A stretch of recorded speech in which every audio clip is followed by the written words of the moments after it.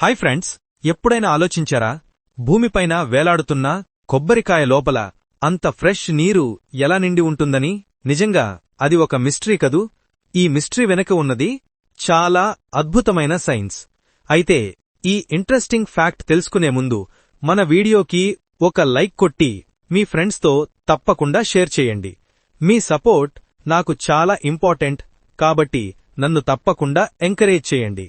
కొబ్బరి చెట్టు దాని వేర్ల ద్వారా ఆస్మాసిస్ అనే పద్ధతిలో నీటిని గ్రహిస్తుంది.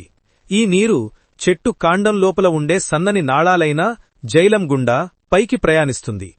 ఆకుల్లో జరిగే ట్రాన్స్పిరేషన్ అనే ప్రక్రియ వల్ల ఏర్పడే శక్తి ఈ నీటిని పీడనంతో పైకి లాగుతుంది. చివరికి ఈ నీరు కొమ్మల మీదుగా లేత కొబ్బరికాయకు అంటే టెండర్ కోకోనట్కు చేరుకుని దాని ఎదుగుదలకు అవసరమైన ఎండోస్పెర్మ్ రూపంలో నిల్వవుతుంది.